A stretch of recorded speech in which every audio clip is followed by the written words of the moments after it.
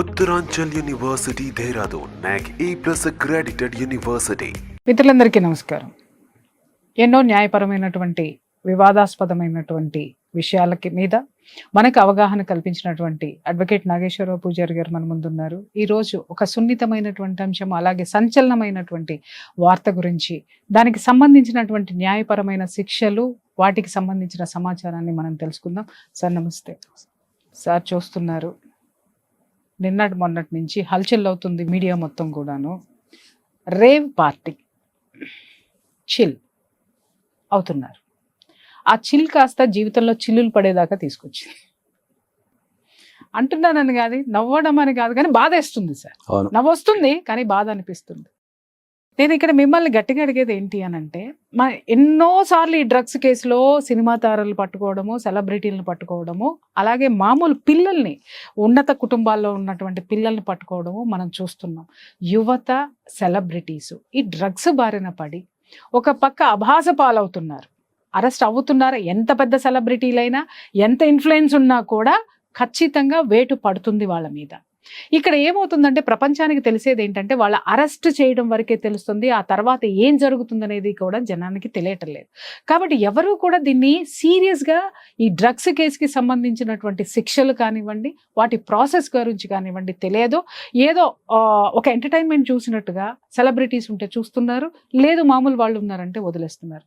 అసలు ఈ డ్రగ్స్ ఎంత ప్రమాదకరమైనది, దానిలో వినియోగించిన వాడు కానీ అమ్మినవాడు కానీ పట్టుపడితే వాళ్ళకి పడేటటువంటి శిక్షలు, అది క్లియర్గా చెప్పండి. ఇప్పుడు ప్రస్తుతం సమాజంలో ఇప్పుడు మనకు తెలంగాణ గవర్నమెంట్ కానీ లేకపోతే ఇతర గవర్నమెంట్లు కానీ డ్రగ్స్ కేసులు కానీ దాని వినియోగం కానీ చాలా పెరిగిపోయినాయి. జనరల్గా వినియోగం పెరిగిపోయింది, వినియోగం నుంచి కేసెస్ కూడా పెరిగిపోయినాయి. ఇప్పుడు గవర్నమెంట్స్ చాలా సీరియస్గా డ్రగ్స్ కేసు మీద చాలా సీరియస్గా తీసుకొని వాటిని నిరోధించడానికి కానీ లేకపోతే పట్టుకోవడానికి కానీ ప్రత్యేక బృందాలు పెట్టి మంచి పని చేస్తున్నారు జనరల్గా.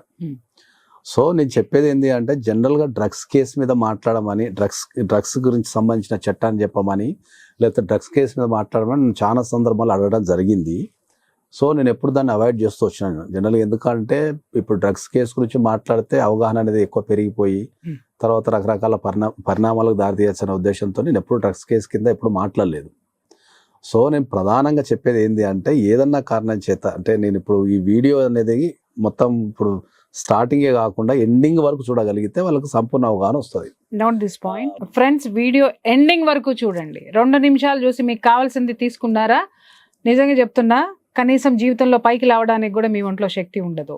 దయచేసి యువత ఎవరైతే ఈ వేలో ఉన్నారో, తల్లిదండ్రులు, వీడియో ఎండింగ్ వరకు చూడండి. చెప్పండి సార్. అది ఎండింగ్ వరకు చూస్తే ఏంటంటే వాళ్ళకి సంపూర్ణ అవగాహన వస్తుంది. ఇప్పుడు జనరల్గా ఏమవుతుందంటే, మనకు భారతదేశంలో నేను అందరికీ చాలా మందికి విజ్ఞప్తి చేసేది ఏంటి అంటే, ఈ 2 కేసులు ఏవైతే ఉన్నాయో ఈ 2 కేసులకు దరిదాపుల్లో కూడా మనిషి వెళ్ళొద్దు అని చెప్తా నేను. అది ఎవరైనా పర్లేదు. ఆ 2 కేసులలో ఒకటి ఫస్ట్ది మనం పోక్సో, అది డేంజర్, చాలా డేంజర్. అది మైనర్ కి ఎగెనిస్ట్ మనకు లైంగిక సెక్షువల్ అబ్యూస్ కానీ, లైంగిక దాడులకు పాల్పడటం కానీ, అది ఆడవాళ్ళైనా మగవాళ్ళైనా, పిల్లలు ఆడవాళ్ళైనా మగవాళ్ళైనా సివియర్ కేసెస్ అన్నట్టు అవి. అది తర్వాత 2 డ్రగ్స్ కేసెస్. ఈ డ్రగ్స్ కేసెస్ కూడా మొత్తం ఒక్కసారి ఏ కారణం చేత ఇరికినా, అంటే నీకు సంబంధం ఉండిరికినా సంబంధం లేకుండా ఇరికినా, మీరు ఏ కారణం చేత డ్రగ్స్ కేసులో ఇరికారు అంటే మాత్రం మీరు జీవితాంతం కష్టపడాల్సి వస్తుంది దీంట్లో. ఓకే, అన్ని రకాలుగా. ఒక్క విషయం నేను అడుగుతున్నాను సార్, మీరు ఇంత భయంకరంగా చెప్తున్నారు. రీసెంట్గా మనం ఒక 1 మంత్ కిందట కూడా మనం ఒక విషయం గురించి మాట్లాడుకుందాం. 52,000 కేజీల గంజాయి మత్తుకి సంబంధించినటువంటి పట్టుకున్నారు. గంజాయి మత్తు పదార్థాలకు సంబంధించినటువంటి డ్రగ్స్ పట్టుకోవడం జరిగింది. సార్ మీరు చెప్తున్నారు వాటి జోలికి వెళ్ళొద్దు అంటున్నారు, చట్టం చాలా బలంగా దాని మీద పనిచేస్తుందని అన్నప్పుడు, సార్ గుప్పెట్లో పట్టుకున్నది కాదు, లేకపోతే సూట్ కేసులో పెట్టుకున్నది కాదు, 52,000 అంటే దాదాపు ఇది ఎంత సార్, 25,000 కోట్లు అప్పుడు మనం మాట్లాడుకున్నది. ఇది ఎలా ఇంత భయంకరంగా, ఇంత రైట్ రాయల్గా దేశంలోకి, అది కూడా మన రాష్ట్రంలోకి వచ్చి చేరింది? అది ఎలా జరుగుతుంది మరి? అది డ్రగ్స్ కి సంబంధించి ప్లెడ్లర్స్ ఉంటారు. వాళ్ళ డ్యూటీ ఏంటంటే ఎక్కడెక్కడ డ్రగ్స్ అని సేకరించి, ప్లెడ్లర్స్ అంటే అమ్మేటటువంటి వాళ్ళు, సరఫరా చేసే వ్యక్తులు జనరల్ ప్లెడ్లర్స్ ఉంటాం మనం. ఓకే ఓకే, అమ్మేవాళ్ళు వేరు, అమ్మేవాళ్ళు మెయిన్ వేరే ఉంటారు. వాళ్ళని కూడా మనం ఇండైరెక్ట్ గా డైరెక్ట్ ప్లెడ్లర్స్ అని అంటాం. ఇప్పుడు గంజాయి అనుకో, పండించే వాళ్ళు వేరే ఉంటారు. ఓకే, ఆ పంటని తీసుకొచ్చి జనాలలో సప్లై చేసే వాళ్ళని మనం ప్లెడ్లర్స్ అంటాం. వీళ్ళే ప్రధాన పాత్ర వహిస్తారు ఎప్పుడు కూడా. మొత్తం జనానికి చేర్చలో ఆ డ్రగ్స్ కేసులో ఎన్డీపీఎస్ లో ప్రధాన పాత్ర వీళ్ళదే ఉంటది. సో ఎందుకంటే ఎక్కడో ఉన్న ఒక డ్రగ్ ని, జనరల్ డ్రగ్స్ అంటే ఏంటంటే రకరకాలు, ఇప్పుడు డ్రగ్స్ అంటే మన గంజాయిని కూడా డ్రగ్స్ అంటాం, జనరల్ గా రకరకాల కెమికల్ మిక్సింగ్ కూడా డ్రగ్స్ అంటాం మనం. దాంట్లో MDMA అని చెప్పేసి, తర్వాత కొన్ని ఆయిల్స్ ఉంటాయి, తర్వాత కొన్ని రకాల కాంబినేషన్స్ ఉంటాయి కదా, వాటిని మనం జనరల్ డ్రగ్స్ అంటాం. సో ఈ డ్రగ్స్ లో కూడా చాలా రకాలు ఉంటాయి. కొన్ని వాసన పీల్చుకునేవి ఉంటాయి, కొన్ని నాలుక మీద వేసుకునేవి ఉంటాయి, రకరకాల డ్రగ్స్ అనేవి ఉంటాయి. సో దట్ మ్యానుఫ్యాక్చరర్ అనేది సపరేట్ ఉంటారు, పెడ్లర్స్ అంటే వాళ్ళు సపరేట్ ఉంటారు. వీళ్ళే సమాజానికి పెద్ద హానికరం పెడ్లర్స్. సో ఈ మొత్తం ఎంటైర్ డ్రగ్స్ కేసులో మనం జనరల్ దళారీలు అంటాం, మనం దళారీలు లేకపోతే అమ్మకందారుడు ఏదో క్వశ్చన్, కానీ మొత్తం వ్యవస్థల తయారీ, అమ్మేటోడు, తర్వాత మన కన్స్యూమర్స్ కొనేవాడు ఉంటాడు. సో ఈ మొత్తం ఎంటర్ స్టోరీలో ఏంటంటే పెడ్లర్స్ ప్రధాన పాత్ర ఉంటుంది. అంటే సమాజాన్ని చిన్నాభిన్నం చేసి లేకపోతే యువతలకు ఎక్కించి వాళ్ళకి కావాల్సిన పనులని చేయించుకోవడానికి ఇవన్నీ ఉంటాయి. కాబట్టి ఈ ప్లెడ్డర్స్ దొరికితే మాత్రం అది చాలా డేంజర్ వాళ్ళకైతే. ఇక వాళ్ళకి ఒక్కసారి ఈ డ్రగ్స్ కేసులో దొరికిందనుకో, దొరికినప్పుడు ఏమవుతుంది అంటే డెఫినెట్లీ వాళ్ళు కనుక ప్లెడ్డర్స్ అని కనుక నిరూపించబడితే వాళ్ళకి బెయిల్ రావడం అనేది చాలా కష్టము. తర్వాత శిక్షలు కూడా అంతే కఠినంగా ఉంటాయి. అంటే మీరు ఎవరికైనా బెయిల్ తెచ్చిపించారు? ప్లెడ్లర్స్ కి ఎక్కువ ఏం, కానీ జనరల్ ఏంటంటే ఇప్పుడు మీకు చెప్పేది ఏంటంటే ఇప్పుడు మనకి మొత్తం NDPS లో ఇద్దరు వ్యక్తులే ఎక్కువ ఉంటారు. ఒకటి ప్లెడ్లర్స్, రెండోది కన్స్యూమర్ ఉంటాడు. సో ప్లెడ్లర్స్ గురించి మనం తర్వాత మాట్లాడదాం. కన్స్యూమర్కి వచ్చరికి ఏంటంటే జనరల్ కన్స్యూమర్కి వచ్చరికి ఏంటంటే మనం అప్పుడప్పుడు మనం టీవీలలో చూస్తుంటాం కదా. ఇప్పుడు ఆ మధ్యకాలంలో మనకు ఒక సెన్సేషనల్ కేసు ఏమొచ్చింది అంటే కొంతమంది సినిమా తారలు డ్రగ్స్ వాడారు అని చెప్పేసి మనకు న్యూస్ వచ్చింది. ఎప్పుడైనా ఏదైనా జనరల్ గా డ్రగ్స్ కేసు వస్తే ఎక్కువ సెలబ్రిటీస్ కే ఎక్కువ ఇది లింక్ ఉంటుంది కాబట్టి జనరల్ గా కన్స్యూమర్స్ అనేది వైడ్ రేంజ్ లో ఉంటారు, చాలా మంది ఉంటారు. ఎందుకంటే ప్లెడ్లర్స్ అనేటువంటి ఒక్కడో ఇద్దరు ఉంటారు, వీళ్ళు 100 మందికో 1000 మందికో 1,00,000 మందికో రకరకాల మార్గాల ద్వారా అమ్ముతుంటారు అనేది ఉంటది. కాబట్టి ఎప్పుడైనా సరే ఒక డ్రగ్స్ అనే దగ్గర రైడ్ కనుక జరిగితే అక్కడ ఇద్దరు వ్యక్తుల్ని ఐడెంటిఫై చేస్తారు. ఒకటి ప్లెడ్లర్ కింద, రెండోది కన్స్యూమర్ కింద ఐడెంటిఫై చేస్తారు. సో ఎప్పుడైతే కన్స్యూమర్ కింద ఐడెంటిఫై చేస్తారో వాళ్ళకు ఒకటి ప్రాబ్లం ఏంది అంటే వాళ్ళు కన్స్యూమర్ కింద కనుక ఐడెంటిఫై చేస్తే వాళ్ళని ఏం చేస్తారు, వీడు అమ్ముతున్నాడా వాడుతున్నాడా అనేది ఫస్ట్ నిర్ధారిస్తారు. ఒకవేళ వాడుతున్నాడు అనుకోండి, వాళ్ళకి ఏం చేస్తారు అంటే ఏంటంటే వాళ్ళు వాడుతున్నారా లేదా అని తెలుసుకోవడానికి టెస్ట్ పంపిస్తారు. బ్లడ్ టెస్ట్ కానీ యూరిన్ టెస్ట్ కానీ పంపిస్తారు. ఇక మరీ లేట్ అయితే కనుక ఇప్పుడు బ్లడ్ టెస్ట్ యూరిన్ టెస్ట్ లో ఇమీడియట్లీ బయటపడుతుంది. ఒక 2 weeks లోపు ఉంటుంది. డ్రగ్స్ వాడితే 2 weeks లోపు బ్లడ్ లో కానీ యూరిన్ లో కానీ ఉంటుంది, మీకు ఆనవాళ్ళు కనిపించే అవకాశం ఉంటుంది. 2 weeks దాటితే ఎప్పుడన్నా మనం హెయిర్ నుంచి తీసుకుంటారు.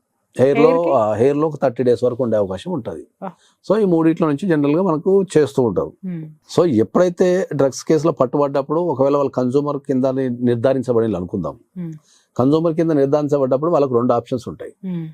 ఒకటి వాళ్ళు ఒప్పుకొని వాలంటరీగా ఒప్పుకొని మేము డ్రగ్స్ వాడినాము, మాకు అలవాటు ఉందో వాడినామని ఒప్పుకున్నప్పుడు పోలీసు వాళ్ళు వాళ్ళని అక్కడనే జామీన్ ఇచ్చి వదిలిపెట్టడం కానీ లేదా కోర్టులో ప్రవేశపెట్టి కోర్టులో జామీన్ తీసుకుని వదిలిపెట్టడం కానీ జరుగుతుంది. కన్స్యూమర్స్ ని జామీన్ అనేటటువంటి పోలీస్ స్టేషన్ లో జరగచ్చు లేదా కోర్టులో జరగచ్చు, 2 చోట్ల జరగచ్చు, ఎక్కడైనా జరగచ్చు. అది ఇమీడియట్ అయిపోతుంది.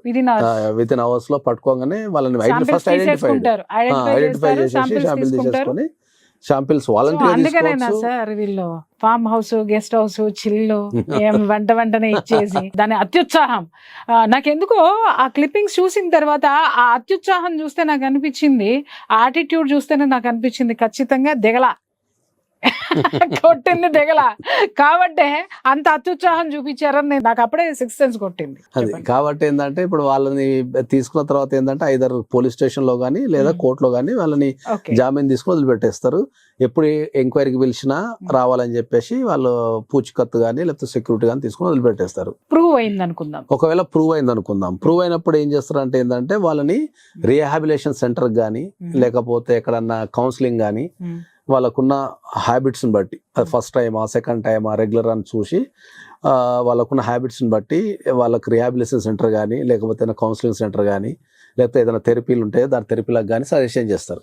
గవర్నమెంట్ నిర్ధారించిన దాంట్లోకి వీళ్ళు వెళ్ళాలి కంపల్సరీ. అంతే అంటే ఇప్పుడు ఒక రిహాబిలిటేషన్ సెంటర్లో పోయి శిక్ష ఇప్పుడు ఏమైందంటే వాళ్ళు రిహాబిలిటేషన్ సెంటర్లో వీళ్ళు వెళ్ళి కౌన్సిలింగ్ రిహాబిలిటేషన్ సెంటర్ ఉండాల్సి వస్తుంది.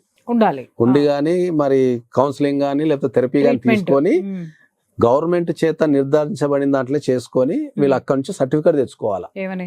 మేము రిహాబిలిటేషన్ సెంటర్ లో ఇన్ని రోజులు ఉన్నాము, ఈ థెరపీ తీసుకున్నాము, మాకు బయటపడ్డాము, మాకు ఏ రకమైన అడిక్షన్ లేదు అని చెప్పేసి వాళ్ళు సర్టిఫికేట్ తీసుకొని కోర్టులో సబ్మిట్ చేస్తే అప్పుడు వాళ్ళని ఎఫ్ఐఆర్ నుంచి పేరు తీసేయటం కానీ లేకపోతే కొట్టేయడం జరుగుతుంది. పేరు ఏం తీసారు కానీ వాళ్ళ మీద ప్రాసిక్యూషన్ చేయరు, అంటే వదిలిపెట్టేస్తారు. కాదు సార్, ఇప్పుడు ఆ సర్టిఫికేట్ లో మేము డ్రగ్స్ తీసుకున్నాము, మేము బయటపడ్డాము అనేది అయితే మాత్రము గవర్నమెంట్ స్టాంప్ తోటి బయటకు వచ్చేసింది కదా. దాన్ని ఆ కోణంలో చూడరు కదా. ఇప్పుడు అది విక్టిమ్ అంటారు దాన్ని. ఇప్పుడు విక్టిమ్ అంటే ఏంటంటే ఇప్పుడు వాళ్ళకి అన్యాయం జరుగుతున్నట్టు. నేనేమంటున్నానంటే ఇది భవిష్యత్తులో సర్టిఫికెట్, బర్త్ సర్టిఫికెట్ లాగా ఇప్పుడు మీ మీద నేను ఏదైనా భవిష్యత్తులో రివెంజ్ తీర్చుకోవాలంటే ఈ సర్టిఫికెట్ ఉపయోగపడదా? అలాగే నేను ఏదైనా కెరీర్ కి ముందుకెళ్ళాలి అని నాకు అది సామాజికంగా వాళ్ళు ఎప్పుడో పతనం అయిపోతారు. డ్రగ్స్ కేసుకు సంబంధించి వీళ్ళు ప్రాసిక్యూషన్ లో ఒప్పుకుంటే, మేము డ్రగ్స్ తీసుకున్నామని ఒప్పుకుంటేనే వాళ్ళని రిహాబిలిటేషన్ సెంటర్ గానీ ఆడికి గానీ పంపించేసి వాళ్ళకు ఒప్పుకోకపోతే మళ్ళీ వాళ్ళ పైన ప్రాసిక్యూషన్ జరుగుతుంది. జరిగి వాళ్ళకి శిక్ష ఇస్తారు. Up to 1 year. NDPS act 27 ప్రకారం 6 months గానీ 1 year గానీ వాడే డ్రగ్ను బట్టి. కొన్ని డ్రగ్స్ కేమో 6 months ఉంది, కొన్ని డ్రగ్స్ కేమో 1 year ఉంది. డెఫినెట్లీ వెళ్తారు. ఒకవేళ నేను అసలు డ్రగ్స్ తీసుకోలేదని వాదించి వాళ్ళు కోర్టుకి వెళ్ళి ప్రూవ్ చేసుకుంటా అని చెప్పినప్పుడు ఆ ప్రూవ్ చేసుకునే క్రమంలో కనుక వీళ్ళు డ్రగ్స్ వారని కనుక తెలిసి కోర్టు కనుక నిర్ధారిస్తే వాళ్ళు డెఫినెట్లీ జైలుకి వెళ్ళిపోతారు. ఇప్పుడు మీరు అన్నట్టు ఒప్పుకొని బయటకు వచ్చారు. ఒప్పుకొని బయటకు వచ్చినా వాళ్ళకి జీవితాంతం అది నరకమే కదా. ఇప్పుడు మీరు అందరూ ఏం చేస్తున్నారు, అదేంటే మీరు అందరూ ఏం చెప్తున్నారు అంటే, ఇప్పుడు మీరేం చెప్తున్నారు ఏంటంటే, సార్ ఒక డ్రగ్ వాడిన తర్వాత నేను ఒప్పేసుకొని రిహాబిలిటేషన్ సెంటర్లకు వెళ్ళి 30 days 15 days ఉండి సర్టిఫికేట్ తీసుకొని బయటపడిపోతా అని మీరు అంటున్నారు. కానీ మీరు డ్రగ్స్ కేసులో ఇరుక్కున్న రికార్డు గవర్నమెంట్ దగ్గర ఉంటది, ఎఫ్ఐఆర్ లో ఉంటది. రేపు మీరు వీసాలు అప్లై చేసుకున్నా, జాబ్స్ అప్లై చేసుకున్నా, ఇప్పుడు మాక్సిమం ఎక్కడ కూడా మీకు క్రిమినల్ వెరిఫికేషన్ జరుగుతుంటది. జరిగినప్పుడు ఏంటంటే మీరు జాబ్స్ అప్లై చేసుకున్నా, లేకపోతే మీరు వీసాలు అప్లై చేసుకున్నా, కొన్ని గవర్నమెంట్ జాబ్స్ కి అప్లై చేసుకున్నా, ఇవన్నీ బయటపడుతున్నాయి. సో మోరల్ టర్పిట్యూడ్ కింద ఏంటంటే, ఒకవేళ కోర్టు మిమ్మల్ని క్షమించి వదిలేసిన మోరల్ టర్పిట్యూడ్ కింద డ్రగ్స్ కేసులో నువ్వు వాడుతున్నావు కాబట్టి ఇది మేము ఇవ్వమని చెప్పిన సందర్భాలు చాలా ఉన్నాయి. ఇప్పుడు ఇంకొక విషయం చాలా ఉన్నాయి. ఇప్పుడు మీరు అన్నట్టు అది వాడారు అనేది ధృవీకరించి బయటకు వచ్చిన తర్వాత కనీసం వాళ్ళ పక్కన ఉండడానికి కూడా భయపడే, అదే కదా ఇప్పుడు సెలబ్రిటీస్. ఇప్పుడు మనం దీన్ని ప్రధానంగా మాట్లాడితే 2 అంశాలు ఉంటాయి. ఒకటి లా, ఒకటి మోరల్. మళ్ళా మనం ఎప్పుడు మాట్లాడుకునేది లా ప్రకారం వాళ్ళు వాడినా కూడా వాళ్ళు రిహాబిలిటేషన్ సెంటర్కి వెళ్ళి బయటపడిపోతారు ఒప్పుకుంటే. ఒప్పుకోకపోతే మోరల్ గా వాళ్ళకి ఇప్పుడు సెలబ్రిటీస్ ఎందుకు భయపడతారు? ఇప్పుడు ఒక వ్యక్తి డ్రగ్స్ కేసులో ఉన్నాడు, లేకపోతే డ్రగ్స్ వాడుతున్నాడు అనేది సమాజంలో కొన్ని వేల మంది చేత వాళ్ళు అవమానించబడతారు, అపహేళన చేయబడతారు. సో వాళ్ళని జనాలు ఎప్పుడు యాక్సెప్ట్ చేయరు. వాళ్ళకున్న బిజినెస్లు కానీ, లేకపోతే వాళ్ళకున్న ఆపర్చునిటీస్ కానీ, వాళ్ళకున్న బిహేవియర్ వల్ల ఏంటంటే అది సమాజం మీద చెడు ప్రభావం చూపిస్తుంది. కాబట్టి అందుకే వాళ్ళు ఒప్పుకోరు. ఒప్పుకోవాల్సి వచ్చిన పరిస్థితి ఏర్పడితే కనుక ఈ ప్రాబ్లం వస్తుందని చెప్పేసి ఒప్పుకోరు. సో అందుకే డ్రగ్స్ కేసు అంటే వీళ్ళు భయపడతారు. కాబట్టి ఎప్పుడైనా ఏదైనా డ్రగ్స్ అనే పదవిని పేగనమో నాకు సంబంధం తిరుగుతుంటారు. ఇప్పుడు దీంట్లో పట్టుబడి పేర్లు బయటకు వచ్చిన వాళ్ళు ఒప్పుకున్నట్ట లేకపోతే జైలుకి వెళ్తున్నట్ట ఏమో. మనకైతే న్యూస్ అయితే అందరి బ్లడ్ శాంపిల్స్ తీసుకున్నాము, ప్లస్ ప్రూవ్ అయింది అని చెప్తున్నారు. ప్రూవ్ అయిందంటే వాళ్ళ ముంగట 2 దారులు ఉంటాయి. ఒకటి డెఫినెట్లీ సరెండర్ అయిపోయి రిహాబిలిటేషన్ సెంటర్ కి వెళ్ళి తీసుకొని కోర్టుకి వెళ్ళి అప్లై చేసుకుంటే మనకు NDPS act 64 section 64 and 64A వీటి గురించి వివరిస్తుంది. నువ్వు కనుక ఒప్పుకుంటే రిహాబిలిటేషన్ సెంటర్ కి వెళ్ళు, నిన్ను ప్రాసిక్యూషన్ నుంచి మినహాయిస్తామని చెప్తుంది. ఒప్పుకోలేదు, నాకు సంబంధమే లేదు, అసలు తప్పు రిపోర్ట్ గిప్ రిపోర్ట్ అని, లేకపోతే రిపోర్టింగ్ ఛాలెంజ్ చేసుకుంటా, నేను డ్రగ్స్ సంబంధం లేదంటే ప్రాసిక్యూషన్ జరుగుతుంది, కోర్టులో ట్రయల్స్ జరుగుతుంది. కోర్టులో ట్రయల్స్ జరిగినప్పుడు ఒకవేళ ప్రూవ్ అయింది అనుకో, వాళ్ళు 1 year జైలుకి వెళ్ళాల్సిందే. డెఫినెట్లీ 1 year జైలుకి వెళ్ళాల్సిందే. సో ఇప్పుడు ఏదైనా ఒకటే, ఇప్పుడు సిజర్స్ కి 2 వైపులా పదును ఒప్పుకున్నా నీకు సామాజికంగా దెబ్బ, కెరీర్ మీద దెబ్బ, ప్లస్ మీ అన్ని. ఇప్పుడు మీకు అర్థమేది, నా దగ్గర ఉన్న ఒక కేసు చెప్తా నేను. జనరల్ గా ఒక కేసులో ఒక అబ్బాయి భవిష్యత్తును కోల్పోయినట్టే కదా, చాలా అన్ని విధాలుగా, చాలా సమాజం నుంచి వెలివేయబడతారు, చాలా కోల్పోయారు. నా దగ్గర ఉన్న కేసే చెప్తున్నా. నియర్ అండ్ డియర్స్ కూడా, బంధువులు కూడా ఎవరు దగ్గరికి రాని. నా దగ్గర ఉన్న ఒక కేసే ఉంది కదా, దాంట్లో అబ్బాయి ఏం చేస్తాడు అంటే, ఉన్న కేసులో ఇట్లా కన్సూమర్ కింద గుర్తించబడిన తర్వాత హైకోర్టులో కేసేసి మనం దాన్ని స్క్వాష్ చేయించేసినాం, ఏది కన్జ్యూమర్ని. ఎందుకంటే ఒప్పుకొని రిహాబిలిటేషన్ సెంటర్కి పంపించిన తర్వాత చేసేసినాం. తర్వాత సబ్సిక్వెంట్లీ పెళ్లికి సంబంధించి ప్రపోజల్స్ వచ్చినాయి, పెళ్లి చూపులు చూసుకున్నాడు. చూసుకున్న తర్వాత ఏమైంది, అమ్మాయి నచ్చింది పాపం, మంచిగా పెళ్లికి ముందు ఒక 6 months 1 year ఉన్నారు, విపరీతమైన ప్రేమలో పడిపోయాడు. తర్వాత వాళ్ళు కొద్దిగా అమ్మాయి అంటే 2 కొద్దిగా ఉన్నత కుటుంబాలు, చాలా పెద్ద కుటుంబాలే. వీళ్ళు సబ్సిక్వెంట్లీ అమ్మాయి వాళ్ళు ఏం చేసిందంటే ఈ పెళ్లికి ముందు వీళ్ళు ఎంక్వైరీ చేయించారు. అంటే జనరల్ గా ఇప్పుడు పెద్ద కుటుంబాలలో కానీ కొద్దిగా ఉన్నత కుటుంబాలలో కానీ ఏంటంటే కొద్దిగా ఎంక్వైరీ చేపిస్తుంటారు. కాబట్టి ఆ ఎంక్వైరీ చేసినప్పుడు ఏమైంది, ఈయనకు డ్రగ్స్ కేసు ఉందని తెలిసింది. డ్రగ్స్ కేసు ఉందని తెలవడం ద్వారా ఏంటంటే వాళ్ళు ఆ ఒక్క కేసు ఉందని తెలవడం ద్వారా సంబంధాన్ని వదిలేసుకున్నారు.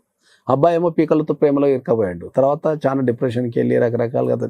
సో ఇట్లాంటి లైఫ్ టైం అట్లా అంటే ఇప్పుడు ఒక చిన్న పొరపాటు తెలిసి తెలవక చేసిన పొరపాటు వల్ల లైఫ్ మొత్తం కెరీర్ ఖరాబ్ అయిపోయింది. ఇప్పుడు ప్రేమించిన అమ్మాయి లేదు, ఇప్పుడు దాని నుంచి డిప్రెషన్, అరే ఒక చిన్న పని చేయడం వల్ల అయిపోయింది కదా లైఫ్ అని. ఒక ప్రేమించిన అమ్మాయి కూడా దక్కలేకపోయింది అంటే చూడండి మీరు దాంట్లో అర్థం. ఇప్పుడు ఒక విషయం అడుగుతాను సార్, ఇక్కడ ఉన్నతమైనటువంటి కుటుంబాల్లో ఉన్న పిల్లలే మనకు కల్పిస్తారు, లేదా సెలబ్రిటీలు కనిపిస్తున్నారు సార్. వీళ్ళకి లోక జ్ఞానం కానీ ఒకవేళ ఈ డ్రగ్స్ వాడితే ఈ శిక్షలు పడతాయి అనేటటువంటి జ్ఞానం వీళ్ళకి ఉండదంటారా? ఉండదు అని కాదు, ఎవరికి దొరకమని కాన్ఫిడెన్స్ ఉంటుంది వాళ్ళకి. ఇచ్చేది ఎవరు? చట్టం ఎక్కడో ఒక దగ్గర ఉంటదనే విషయం. కాన్ఫిడెన్స్ ఇచ్చేది ఎవరు అని అడుగుతున్నారు. అంటే వాళ్ళకి అట్లా అనిపిస్తుంది అంతే. అంటే ఎవరికి దొరకము, అసలు ఇక్కడికి ఎవరు రారనుకుంటారు. కానీ ఎవరి పని వాళ్ళు, ఎస్ఓటి అని ఒక టీం ఉంటది, వాళ్ళు సమాజంలో ఏమేమి జరుగుతుంటో చూస్తారు. స్పెషల్ టీంలు ఉంటాయి, ఎన్డీపీఎస్ టీంలు ఉంటాయి, జనరల్ పోలీస్ నిఘా ఉంటది, లోకల్ ఇన్ఫార్మర్స్ ఉంటారు. దేర్ ఆర్ మన గ్రూపులలో కూడా కాల్ చేసి పలానా దగ్గర డ్రగ్స్ ఉన్నాయని చెప్పే కాంపిటేటర్స్ ఉంటారు.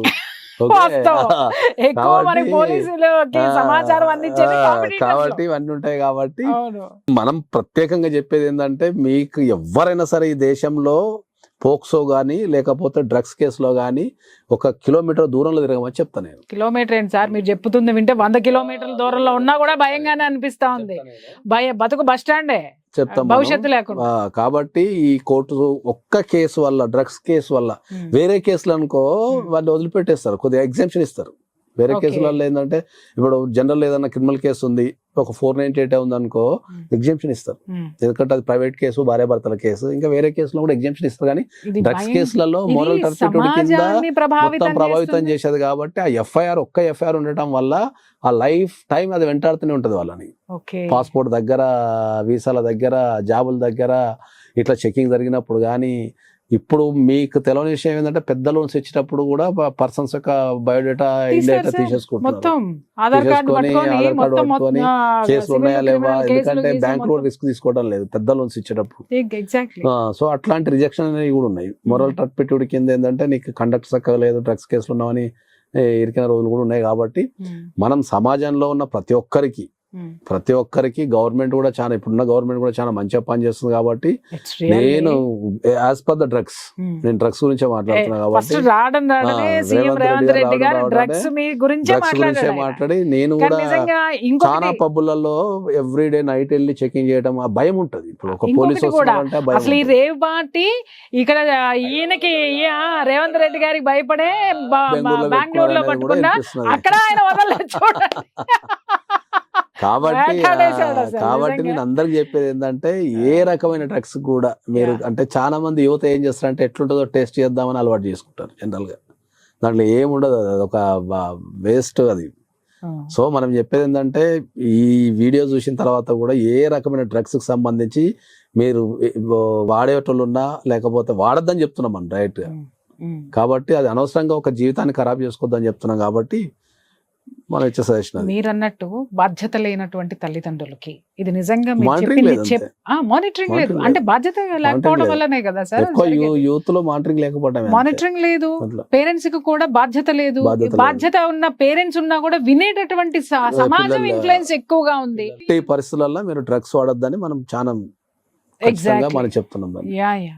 Thank you so much. Friends చూసారు కదా, ఏవడైతే నాకేంటి, ఏమైతే నాకేంటి, నా జీవితం నా ఇష్టం అనంటే, ఇక్కడ చట్టం అనేటటువంటిది ఒకటి ఉంటుంది. న్యాయస్థానాలు నిజంగా ఒక పంజా గనక మీ మీద విసిరితే, ఇలాంటి సిచ్యుయేషన్స్ ఉన్నప్పుడు దానికి కనుక చిక్కితే భవిష్యత్ అనేదే ఉండదు అనేది క్లియర్గా సార్ ఇక్కడ చెప్పారు. తల్లిదండ్రులకి కూడా ఇది ఒక హెచ్చరిక. మీ పిల్లలు వెళ్తున్నారు అర్ధరాత్రుల్లో, ఎంతమంది సెలబ్రిటీస్ పిల్లలు కానివ్వండి, సెలబ్రిటీస్ కానివ్వండి దొరికారో, వాళ్ళ జీవితాలు ఏమైనాయో. ఇక్కడ ఒక విషయం గమనిస్తే లాయర్ గారు, కేసులు, ఈ డ్రగ్స్ కేసులు పట్టుబడేటప్పుడు, రైడ్ చేసేటప్పుడు పోలీసుల హడావిడి, మీడియా హడావిడి విపరీతంగా ఉంటుంది. ఇప్పుడు మీరు ఇన్ని విషయాలు చెప్పారు, నిజంగా వింటే లేచిపోయింది నాకు బుర్ర. అలాంటిది ఈ శిక్షలు పడిన తర్వాత వాళ్ళ జీవితాలు ఎలా ఉంటాయి అనేటటువంటి దాని మీద అవగాహన మీడియా కానీ పోలీసులు కానీ చేయకపోవడం వల్ల కూడా యూత్ కానీ వీళ్ళందరూ అటువైపు మొగ్గు చూపుతున్నారు అనేది, అంటే ఇక్కడ డొల్లతనం నాకు ఇక్కడ ఒకటి అదే కదా భారతదేశంలో ఉన్న మనకు లూప్ హోల్ ఏంటంటే, ఒక క్రైమ్ జరిగినప్పుడు ఇచ్చినంత పబ్లిసిటీ, ఒక క్రైమ్ జరిగిన తర్వాత ఇచ్చిన పబ్లిసిటీ, చట్టాల మీద అవగాహన కల్పించడం అంటే ఏంటంటే అది క్రైమ్ జరిగినప్పుడు చెప్పొద్దు. శిక్ష పడిన తర్వాత మీరు క్రైమ్ జరిగినప్పుడు ఏవైతే హెడ్లైన్స్ వేస్తారో అది క్రైమ్ లో చిన్నగా వేయాలా, హెడ్లైన్స్ శిక్ష పడేప్పుడు పెద్దగా వేయాలా. రోజుకు కొన్ని వందల న్యాయస్థానాలు, వేల న్యాయస్థానాలు కొన్ని వేల మందికి శిక్షలు వేస్తుంటాయి, జైలుకు పోతుంటారు, కానీ అది ఎక్కడ కూడా పబ్లిష్ చేయబడదు. అంటే చెయ్యరు, ఎందుకో ఇంట్రెస్ట్ నేరం మాత్రమే ప్రస్తావించడం జరుగుతుంది, కానీ దానికి పడే శిక్షలు గనక ఏం పడతాయో గనక మీరు మీడియాలో కానీ లేకపోతే ఇంకా పేపర్లో కానీ కనుక గట్టిగా రాయగలిగితే, ఓహో ఈ శిక్ష పడుతుందా, ఈ శిక్ష పడుతుందా, ఈ శిక్ష పడుతుందా అవుతారు. మనం అందరికి రిక్వెస్ట్ చేస్తున్నాం ఏంటంటే, నేరం జరిగినప్పటికంటే ఎక్కువ శిక్ష పడ్డప్పుడు రాయమని చెప్తాం మనం. ఇప్పుడు ల్యాండ్ మార్క్ కేసులో ఉరిశిక్ష పడ్డప్పుడు పెద్దది భారతదేశంలో కేసులు తప్ప, ఇప్పుడు మామూలుగా ఒక వ్యక్తి ఎవరినో చంపిండు అనుకుందాం, అతనికి జీవిత కారాగార శిక్ష ఇస్తున్నారు. మరి ఒక వ్యక్తిని చంపినప్పుడు ఇచ్చినంత పబ్లిసిటీ ఆ వ్యక్తికి జీవిత కారాగార శిక్ష పడ్డప్పుడు అది ఎక్కడో చిన్న ఇంత క్రైమ్ న్యూస్ లో ఎక్కడో గింత వస్తుంది ఫలానా కోర్టు, అదే పెద్ద అక్షరాలతో వేసేస్తే అది పబ్లిక్ అవేర్నెస్ వస్తుంది కదా. అత్యాచారాలు జరిగినప్పుడు కూడా ఇంత తాటికే అంత వేస్తారు, కానీ శిక్షలు ఎక్కడో ఒక చోట వేస్తారు. 3 ఏళ్ళు జైలు శిక్ష పడింది, 5 ఏళ్ళు జైలు శిక్ష పడింది. మీరు అన్నట్టు శిక్ష పడ్డప్పుడు గనక మీరు హెడ్లైన్స్ లో పెట్టగలిగితే క్రైమ్ రేట్ చాలా తగ్గే అవకాశం ఉంటది. ఎందుకంటే శిక్షల మీద అవగాహన పోవాలా. శిక్షల మీద అవగాహన పోవటం కంటే మనకి ఏం జరుగుతున్నది, క్రైమ్ మీద అవగాహన పెరుగుతుంది. క్రైమ్ ఎలా జరిగిందో 25 నిమిషాలు విశ్లేషిస్తారు, శిక్ష చెప్పరు సార్. జైలుకి వెళ్ళాడు, కథ సమాప్తం. ఇదే జరుగుతుంది. రియల్లీ విచారించదగ్గ విషయం. ఫ్రెండ్స్ చూశారు కదా, తల్లిదండ్రులకి ముఖ్యంగా కూడా నేను మళ్ళీ చెప్తున్నాను, అలాగే ఎవరైతే ఈ పంథాలో ఉన్నారో ఇలాంటివన్నీ కూడా మనిషి జీవన శైలికి నిజంగా వ్యతిరేకం. ఎవ్వరూ కూడా ప్రకృతికి విరుద్ధంగా మాత్రం వికృతమైనటువంటి అలవాట్ల జోలికి, చేష్టల జోలికి పోవద్దు. పోతే జీవితాన్నే నాశనం లాస్ చేసుకోవాల్సినటువంటి సిచ్యుయేషన్స్ చాలా ఉంటాయి. లాయర్ గారు చాలా దీని గురించి చాలా బాగా మనకి వివరించడం జరిగింది. ఎవరైనా మీ పిల్లలు ఇలాంటి ఇష్యూస్లో ఉంటే వెంటనే వాళ్ళని రీహాబిటేషన్కి తీసుకొని వెళ్ళండి. ఇలాంటి విషయాల్లో ఒకవేళ దాంట్లో ఉంటే బయటికి రావాలి అనుకుంటే, మీకు ఎవరికైనా సరే మీ సలహాలు కావాలి అంటే స్క్రీన్ మీద కనిపిస్తున్నటువంటి నెంబర్కి కాల్ చేయండి. Thank you. సుమన్ టీవీలో మీ పర్సనల్ అండ్ బిజినెస్ ప్రమోషన్స్ కోసం కింది నెంబర్కి కాంటాక్ట్ చేయండి.